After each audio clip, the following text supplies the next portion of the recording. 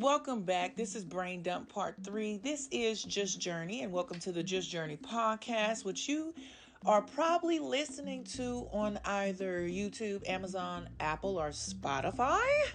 Yeah. So tell me why I just went to the laundry room in my community, and I pulled the clothes out the first washer to put them in the dryer. Cool, they wet, they smell fresh.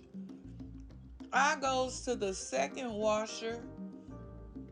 I felt something that was wet, or maybe my hands were still damp from the first load. It didn't even wash my clothes.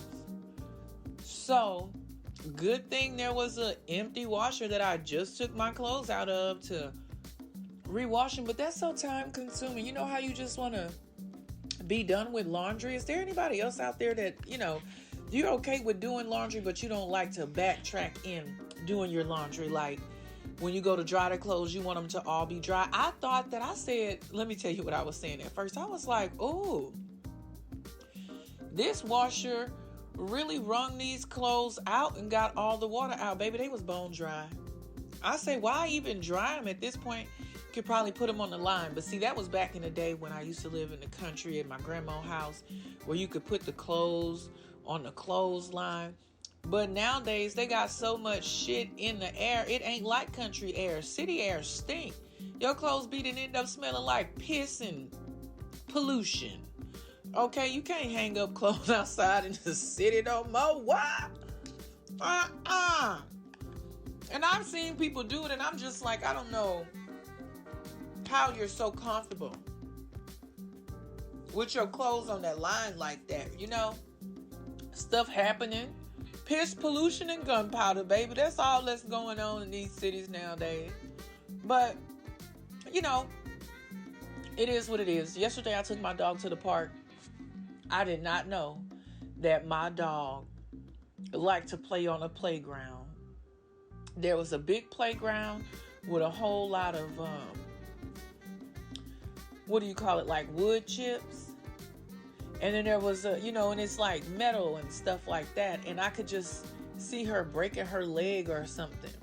So I was like, no, I'm not finna let you jump up and down over here. But there was this all-in-one plastic, probably for like little kids who are like maybe 1 through 4, if that I let her go on.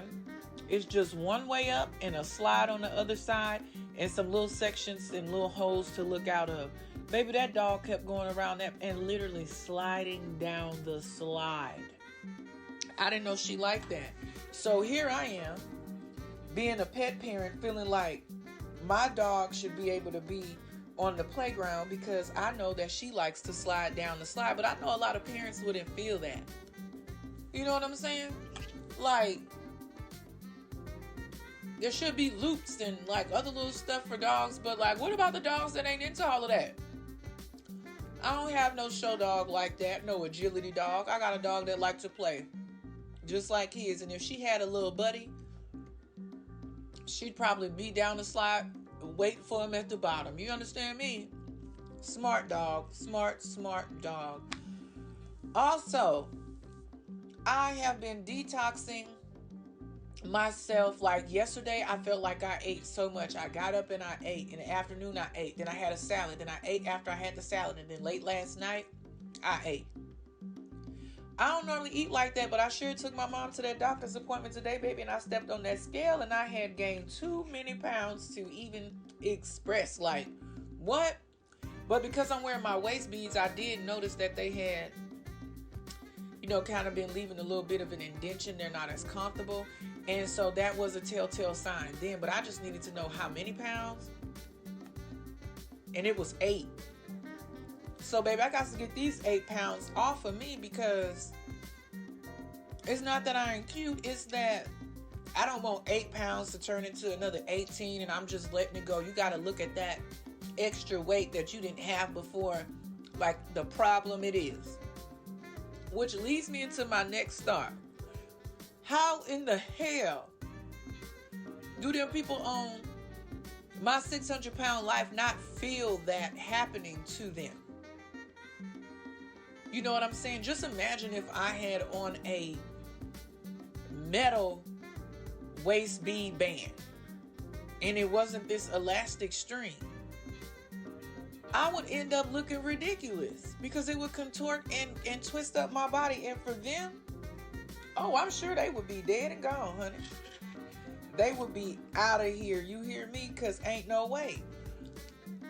Did y'all see that episode where the doctor was, there was this lady in the bed and she was like, oh, I'm hungry. And he was like, no, you're not, talking about Dr. Now. Because, he the only one that keep it real with them people. He said, you're not hungry. You ate enough for the next 4 years in the future. Baby! I must have passed out. I literally passed out because the family just provides the food and feed them people. And they get them what they want. And I'm like, well, y'all scared of them people or something like that? I gotta know. If you got a relative or a family member that could be on my 600-pound life and you keep feeding them all of that stuff,